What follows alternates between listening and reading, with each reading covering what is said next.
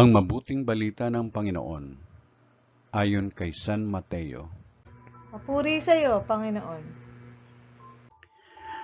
Noong panahong iyon, lumapit si Pedro at nagtanong kay Jesus, Panginoon, makailan kong patatawarin ang aking kapatid na paulit-ulit na nagkakasala sa akin? Makapito po ba? Sinagot siya ni Jesus, hindi ko sinasabing makapito, kundi 70 ulit pa nito. Sapagkat ang paghahari ng Diyos ay katulad nito. Ipinasya ng isang hari na pagbayarin ang kanyang mga lingkod na may utang sa kanya. Unang dinala sa kanya ang isang may utang na 10 milyong piso. Dahil na siya'y walang ibayad, iniutos ng hari na ipagbili siya, ang kanyang asawa, mga anak, at lahat ng ari-arian upang makabayad. Nanikluhod ang taong ito sa harapan ng hari at nagmakaawa. Bigyan pa ninyo ako ng panahon at babayaran ko sa inyo ang lahat. Naawa sa kanya ang hari, kaya ipinatawad ang kanyang mga utang at pinayaon siya.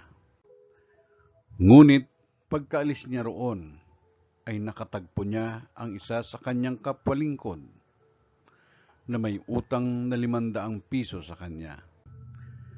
Sinunggaban niya ito at sinakal, sabay wika, magbayad ka ng utang mo.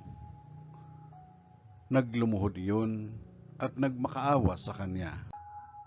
Bigyan mo pa ako ng panahon at babayaran kita. Ngunit hindi siya pumayag. Sa halip, ipinabilanggo niya ang kanyang kapwalingkod hanggang sa ito'y makabayad. Nang makita ng kanyang mga kapwalingkod ang nangyari, sila'y labis na nagdamdam. Pumunta sila sa hari at isinumbong ang nangyari. Kaya't ipinatawag siya ng hari. Ikaw, napakasama mo, sabi niya. Pinatawad kita sa utang mo sapagkat nagmakaawa ka sa akin. Nahabag ako sa iyo. Hindi ba dapat ka ring mahabag sa kapwa mo? At sa galit ng hari, siya'y pinabilanggo hanggang sa mabayaran niya ang kanyang utang.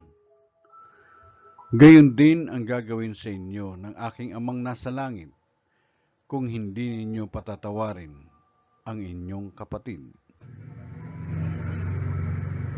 Ang mabuting balita ng Panginoon. Pinupuri ka namin, Panginoong Kristo.